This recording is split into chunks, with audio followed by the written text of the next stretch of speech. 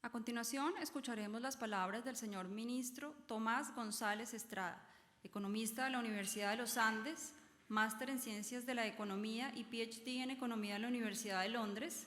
Cuenta con más de 15 años de experiencia en los sectores público y privado. Actualmente, ministro de Minas y Energía. Adelante, ministro. Bueno, muy buenas tardes a todos. Es un gusto estar aquí con todos ustedes, sobre todo en momentos como este de fenómeno del Niño, donde un sector como el nuestro, un sistema eléctrico como el colombiano, que está principalmente basado en la hidroelectricidad, tiene muchas tensiones y se pone a prueba toda la capacidad de planeamiento y las lecciones que hemos aprendido de situaciones anteriores. Yo quisiera realmente, antes de formalmente entrar en la presentación, darle un saludo muy especial a los organizadores del Congreso, darle un saludo muy especial al CNO, a toda su junta, a todos los que nos acompañan aquí, a todas las caras que vemos del sector y que han sido cruciales en la construcción del sector en los últimos 20 años y que han sido cruciales en estas últimas semanas, en este último mes en que se ha agudizado tanto el fenómeno del Niño. Déjenme comenzar. ¿Esto no se puede poner un poco más grande las láminas? Bueno, espero que se alcance a ver algo ahí.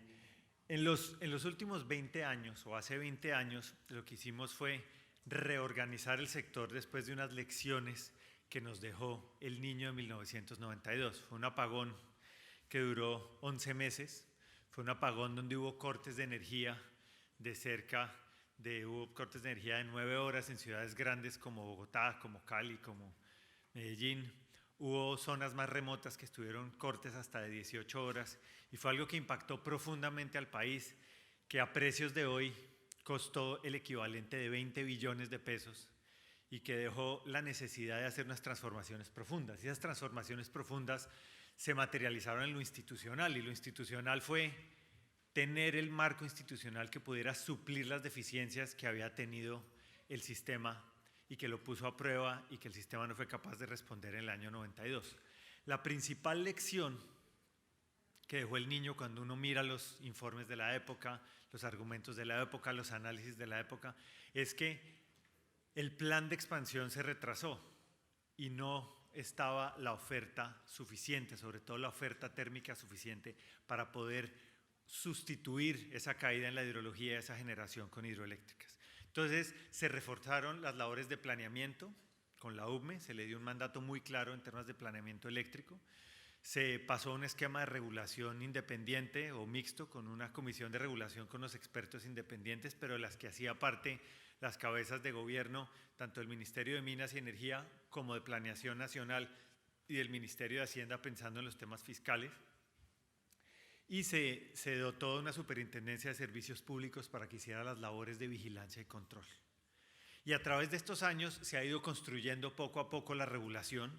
Se han enfrentado, algunos dicen 2, otros dicen 3, pero se han enfrentado varios fenómenos del Niño, todos fenómenos del Niño que han puesto presión sobre el sistema, que han requerido de intervenciones de política y de medidas para poder asegurar que se pueda atender de manera oportuna la demanda de energía, pero el sistema ha respondido. Y las cifras son lo más diciente, ahí desafortunadamente no se ve mucho, pero ahí lo que tenemos son las cifras en materia de cobertura, las cifras en materia de calidad y las cifras en términos de agentes y participación del mercado. Y todas muestran una mejoría sistemática. Tenemos 20 puntos más de cobertura de lo que teníamos cuando arrancamos. Tenemos unas mejoras o unas reducciones en los índices de indisponibilidad o de deficiencia en la calidad. Tenemos unas mejoras, tenemos una reducción en las pérdidas de energía. El sistema como un todo ha sido capaz de responder, de mejorar en su calidad y de llegarle a más colombianos. El problema es que hoy en esta coyuntura es cuando, como les digo, se pone a prueba el sistema. Esta gráfica que vemos acá es una foto, la de la izquierda es una foto de satélite. Es una foto de satélite del año de agosto de 1997. Si ustedes alcanzan a ver aquí está el continente y aquí está Norteamérica, más o menos acá está Colombia. Como ustedes bien lo saben, el Niño se presenta en la medida que se calienta la temperatura superficial del Océano Pacífico. Y esta foto lo que muestra es esta gran masa de agua del Pacífico. Y mientras más rojo, tendiendo a blanco, mucho más fuerte el nivel de calentamiento. El lado derecho tenemos la misma foto para agosto de este año. Es decir, este es el Niño más fuerte sobre el que hay registros, nos dice el IDEAM, y esto es lo que estamos viendo en agosto de este año. Una masa mucho más grande, mucho más tendiendo al color blanco y que está poniéndole toda la presión al país que le ha puesto. Y es fácil no decir, sí, el Niño, aquí siempre vivimos con amenaza del Niño, aquí hemos pasado varios niños. Bueno, lo del Niño es una amenaza muy real, muy cierta y muy concreta. La primera y obvia manifestación, esto de aquí es un mapa que provee el IDEAM de un año normal. En un año normal, este es el mapa de Colombia. Las áreas amarillas, mientras más amarillo y más oscuro el color amarillo, más fuerte es el déficit de lluvias. Miren lo que está pasando en este año 2015, en lo que hemos tenido este año. Un déficit de lluvias muy, muy intenso, sobre todo en las zonas donde necesitamos los aportes. ¿Y qué es lo que ha ocasionado esto? Lo que hemos visto, ahí no se alcanza a leer, ahí puse unas citas o declaraciones o datos de cosas que estamos viendo, pero ustedes ven ahí lo que ha pasado con la agricultura. Ustedes han oído de boca del ministro de Agricultura las dificultades que va a enfrentar la agricultura por el abastecimiento de agua y lo que eso va a implicar sobre los alimentos. Ustedes han visto al ministro de Ambiente de las casi 100.000 hectáreas que se han afectado por incendios forestales, de los más de 3.700 incendios y lo que esto está implicando en Colombia, en el país. Aquí una foto nuevamente de las implicaciones del Niño, agricultura, niveles de los ríos, abastecimiento de agua rural. Los niveles de los ríos están en algunos de ellos en sus niveles históricos más bajos. Hay problemas de abastecimiento de agua en más de 100 municipios del país. Hay zonas donde se está haciendo un pico y placa para ir entregando agua potable a los barrios en diferentes días de la semana. Y por supuesto la navegabilidad de los ríos. Esta es una foto del río Magdalena. En el río Magdalena hay tramos que apenas alcanzan los 60 centímetros de profundidad. Y esto, además de los obvios problemas que tienen sobre la navegabilidad y disponibilidad de agua, hay otro que uno a veces no ve y es la capacidad de sacar combustible de la refinería de Barranca, de sacar combustibles líquidos. Cuando hay esos niveles de río se tienen que sacar unas barcazas menos pesadas y se pueden sacar menos niveles de combustible y eso le pone más presión al abastecimiento de combustibles líquidos. Entonces, tenemos un sistema que nos ha funcionado bien, tenemos un sistema que está enfrentando un Niño que se ha agravado recientemente, que se ha agudizado y que le está poniendo una presión enorme al país y al sector. Y obviamente en un sector o en un país donde la energía se genera en años normales, 3/4 partes o un poco más puede venir del agua, pues lo que uno primero tiene que hacer es qué pasa con los aportes. La línea punteada, la línea negra punteada, es la media que se tiene de toda la historia hidrológica, los 50 o 60 años que tengan de historia hidrológica es esta línea negra. La línea azul es el Niño 97-98, que nos dicen todos los analistas del tema, nos dice el IDEAM, nos dicen los hidrólogos de EXEM, nos dice todo el mundo, tiene una correlación altísima con el Niño que estamos viviendo en este momento. Y la línea roja son los aportes que estamos viendo en realidad, parecidos, pero recientemente por debajo de los niveles 97-98. Estamos teniendo, en general hay días que las cosas cambian, el fin de semana llovió un poco, eso va cambiando, pero en general estamos teniendo menos del 40% de los aportes que se tienen en un año normal. ¿Esto qué implica en términos del sistema eléctrico? Implica, en la gráfica de la izquierda tenemos los niveles, el nivel de embalse, el embalse agregado. Estos niveles de embalse están arrancando en lo que tenemos hoy más o menos un 63%, un poquito menos de 2/3 partes del nivel de embalse.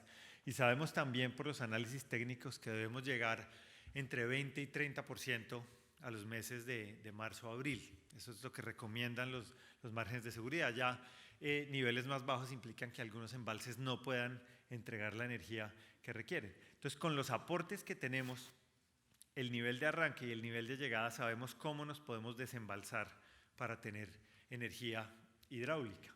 Y sabemos que con esa energía hidráulica al faltante lo tienen que poner las térmicas más o menos en estos niveles.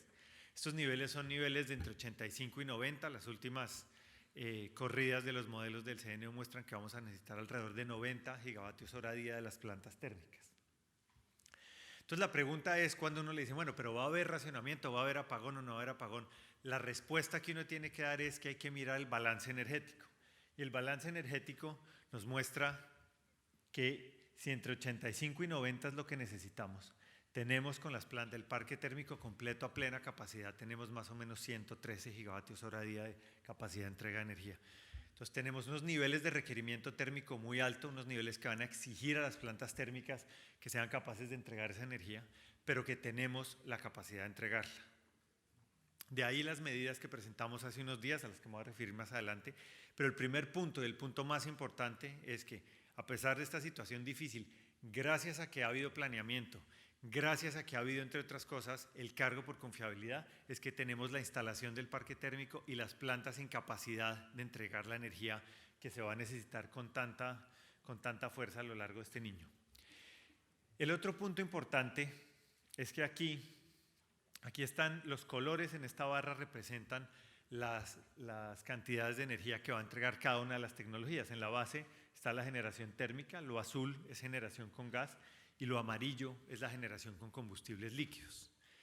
En momentos donde aparece el niño, todas las plantas, a pesar de que el balance de gas mostraba, cumpliendo las reglas de la regulación, que había la capacidad de atender la demanda en condiciones normales, en condiciones de niño se ha disparado la demanda por el lado de las térmicas en más de un 30%. Y atender esa demanda inmediatamente es imposible. Y lo que uno con la declinación de los campos de La Guajira. Entonces se van a requerir definitivamente combustibles líquidos. Esos combustibles líquidos no solo son, por supuesto, más costosos para la generación, sino que ahora tienen las dificultades asociadas al cierre de la frontera. Con el cierre de la frontera se ha aumentado la demanda de combustibles líquidos en los departamentos de frontera en más de 50%. Hay térmicas como las del Valle que tenían su logística armada para abastecerse importando combustibles por Buenaventura. Bueno, ante el aumento de la demanda por la cierre de la frontera y la dificultad de sacar todo el combustible que se tiene que sacar de la refinería de Barranca, estamos teniendo que activar todas las importaciones en la costa Caribe y en la costa Pacífica. Y esas plantas del Valle están teniendo dificultades de conseguir su combustible en el Pacífico, están teniendo que ir a la costa Caribe con los sobrecostos que ello impone. Entonces está la energía, vamos a necesitar la energía, pero la combinación de este niño tan severo con la declinación de los campos de gas, con las dificultades asociadas al cierre de la frontera y con un punto más que les voy a mostrar en la siguiente gráfica, es lo que le ha puesto tanta estrés al sistema. Aquí, bueno, desafortunadamente esto no está suficientemente grande, pero eso era un recorte de periódico, del periódico El Tiempo del año 92, donde se daba inicio al racionamiento en la ciudad de Bogotá.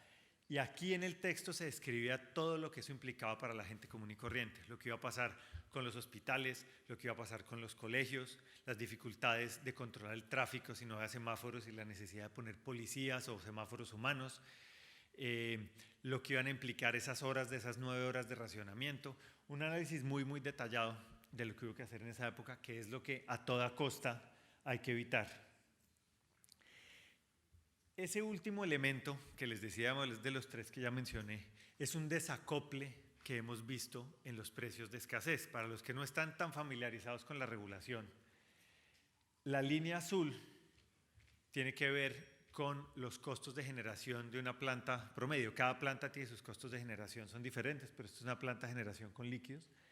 Y la línea amarilla representa el precio de escasez, como lo define la regulación, que es el precio que en épocas como esta, donde el precio de bolsa está más alto que ese precio, es lo que se le paga a los generadores por entregar su energía. Entonces la diferencia que hay entre estas dos líneas es la pérdida que asume un generador, el generador de esta planta, cada planta es diferente, pero el generador de esta planta, la pérdida que asume en cada momento del tiempo si le toca generar. En condiciones cuando se asumieron las obligaciones de energía que asumieron las plantas para esta época, los niveles esperados de pérdida eran estos. Esa era la expectativa de mercado y esos eran unos niveles que se habían mantenido más o menos estables y que se mantuvieron bastante estables hasta mitad del año pasado, segundo semestre del año pasado. ¿Qué pasó en el segundo semestre del año pasado? Que con todo el tema de la caída de los precios del petróleo el índice con el que se va indexando, que se va cambiando esta variable, que es el fuel oil número 6, cayó aceleradamente y hizo que la pérdida que se esperara en épocas de niño, cuando les tocaba generar, se multiplicara por 3. Y esa pérdida lo que hizo es que en la práctica empezó a dejar a varias de las generadoras térmicas completamente indisponibles. Simplemente tenían la capacidad de entregar la energía, tenían los contratos de combustibles, tenían las plantas en buen estado, pero no tenían, por dificultades financieras, la capacidad de entregar la energía. Empezó a armarse una especie de crisis sistémica con las plantas térmicas que generan a líquidos que normalmente no se prenden, pero se requieren en el niño.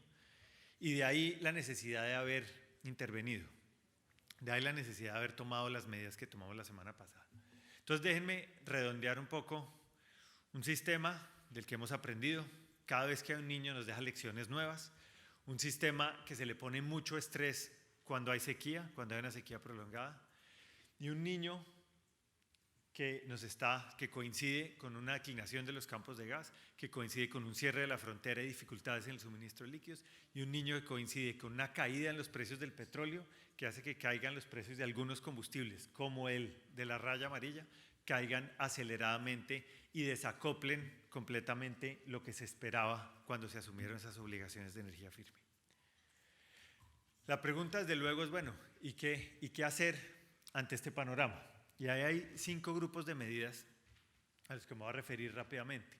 El primero de ellos es, obviamente, aumentar lo más posible la disponibilidad de la oferta de gas. Ahí eso involucra varias cosas. Lo primero es apoyar proyectos. Hay proyectos de transporte, por ejemplo, el gasoducto que va a conectar los campos de Sucre y Cesar, de Sucre y Córdoba, que va a llevar gas a Cartagena, va a ser importantísimo. Ese gasoducto entra en diciembre. Lo que hemos hecho es darle todo el apoyo para que pueda entrar y entregar las cantidades de gas que se ha comprometido a entregar en el mes de diciembre.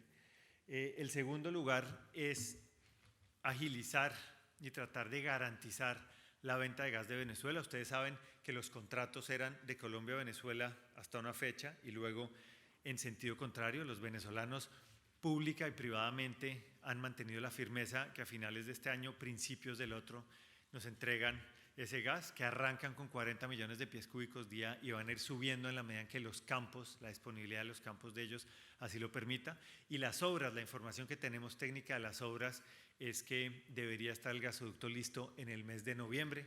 Ya se está terminando un cruce sublacustre, que es lo que falta, pero debería estar el gasoducto listo y se han comprometido completamente con la entrega de este gas.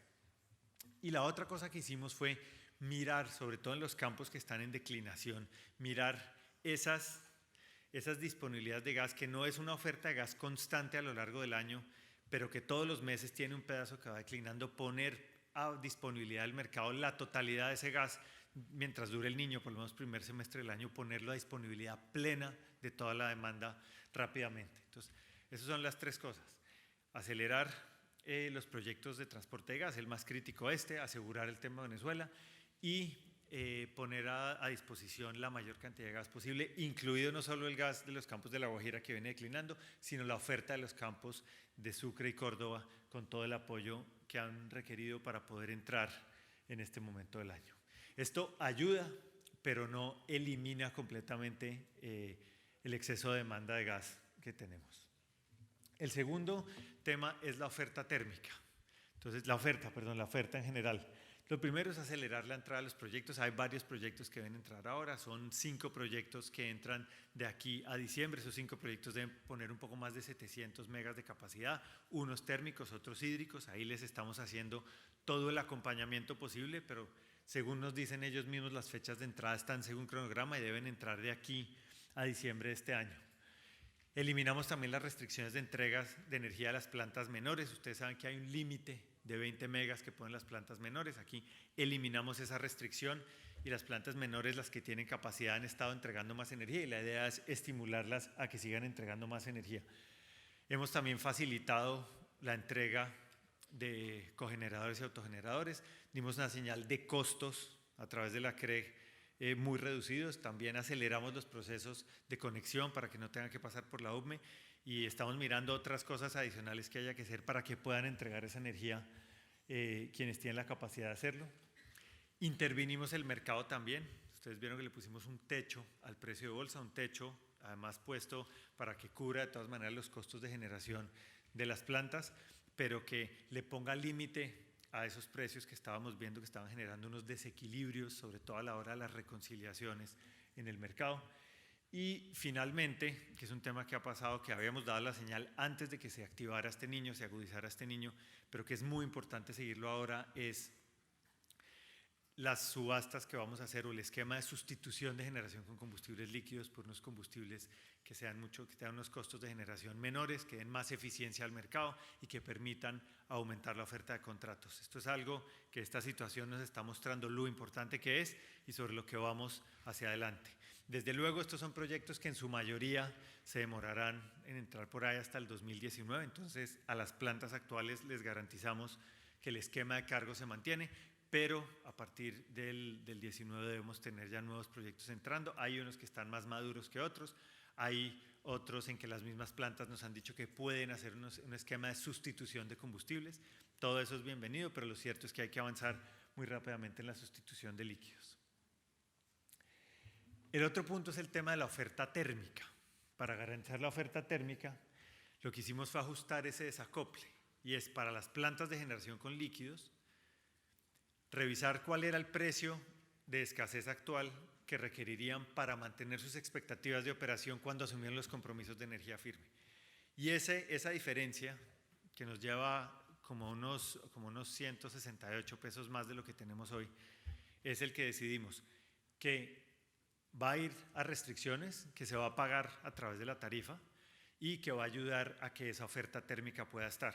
Es muy importante aquí hacer claridad sobre un tema, y es que el grueso de las pérdidas, 2/3 partes de las pérdidas, más o menos, un poco menos, que se van a generar durante el niño, que ascienden a 3.3 billones de pesos, las van a asumir los agentes generadores. Esto es muy importante tenerlo claro porque las medidas no pretenden ni librar de responsabilidad a nadie, no pretenden salvar financieramente a ninguna empresa. Lo único que pretenden estas medidas es, con el esfuerzo de todos en la cadena, poder garantizar la oferta térmica que nos permita evitar un apagón. Y la idea también es que la parte de las tarifas, esparcirla, digamos, diferirla en el tiempo lo más posible para que tuviera el menor impacto tarifario. Aquí, para que ustedes se hagan una idea, estamos hablando de que una familia estrato 1 pueden ser 439 pesos, 430 pesos de aumento en su factura mensual, mientras que una familia estrato 6 podemos estar hablando de 2.900 pesos al mes. ¿Es un esfuerzo? Sí, es un esfuerzo, pero es un esfuerzo cuando compara la magnitud de lo que puede ser que no esté, las implicaciones que no esté esa oferta térmica, que no vayamos a tener abastecimiento, pues es un esfuerzo que creo que era algo requerido. El sector ha estado muy de frente y muy firme apoyando las medidas, ayudando a explicarlas.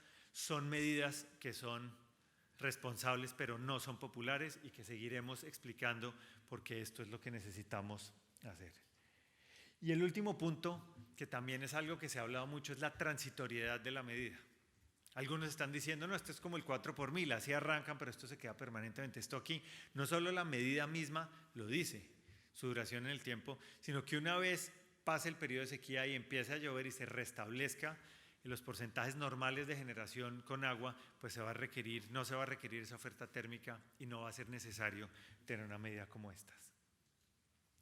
El último punto tiene que ver con el ahorro de energía, que esto es un tema que uno viene a eventos como este, a hoteles como estos, y se da cuenta que hay mucho que se puede hacer en términos de ahorro de energía.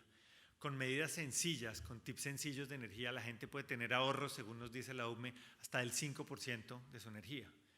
El impacto tarifario, estamos hablando, es como del 1,7%. Aquí estamos hablando de potenciales niveles de ahorro del 5%.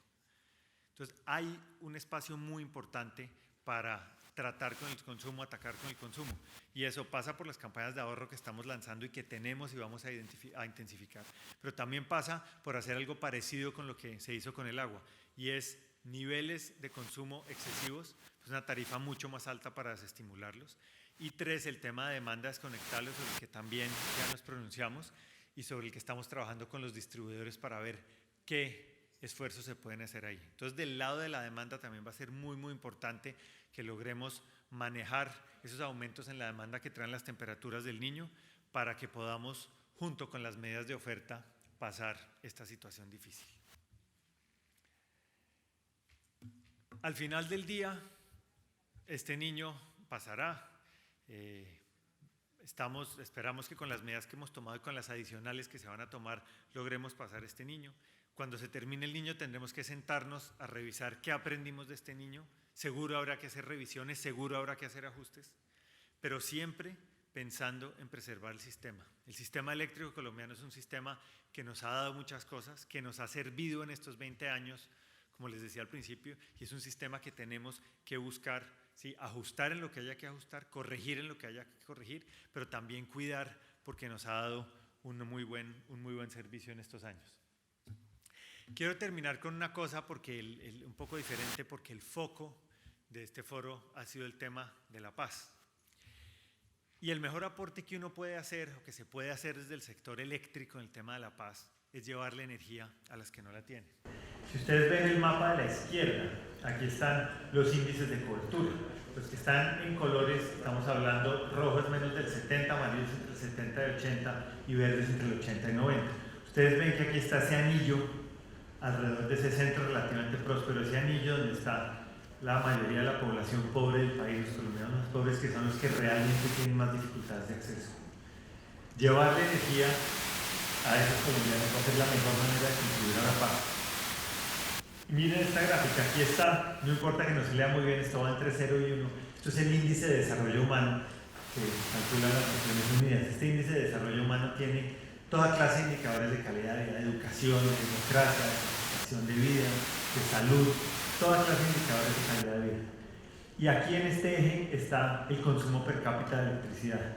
Y miren cómo el color rojo es desarrollo humano bajo, el color verde es desarrollo humano medio y el color azul es desarrollo humano alto. Y miren cómo la ausencia de energía hace que uno esté absolutamente abajo en el índice de desarrollo humano.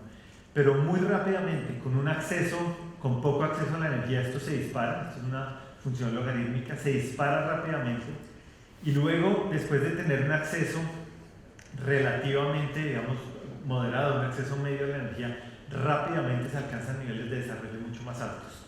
Entonces, cumplirle a esos colombianos, lograr que se incluyan en el desarrollo, lograr que tengan oportunidades para educarse, oportunidades para tener mayores ingresos, oportunidades a las mujeres para sustituir leña y tiempo de preparación de alimentos al poderlos refrigerar y tener más participación en el mercado laboral, iluminar las comunidades para que sean más seguras. Bueno, la lista es interminable.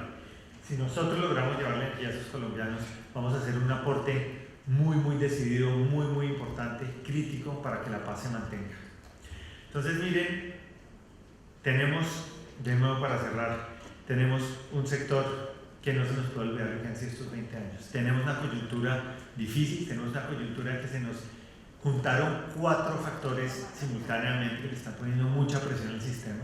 El sistema tiene la energía para responder. Depende de nosotros ser capaces de asegurar que el sistema opere bien, que logremos mantener, preservar y defender el sistema y pasar este niño. Tendremos que hacer algunos ajustes cuando pase este niño, pensando siempre en mantener todo lo que nos ha dado el sistema, pero ajustar las dificultades que este niño ha mostrado que subsisten en el sistema y concentrarnos en épocas normales en lograr hacer toda esa cobertura eléctrica que nos va a permitir hacer un gran aporte a la paz. Muchas gracias.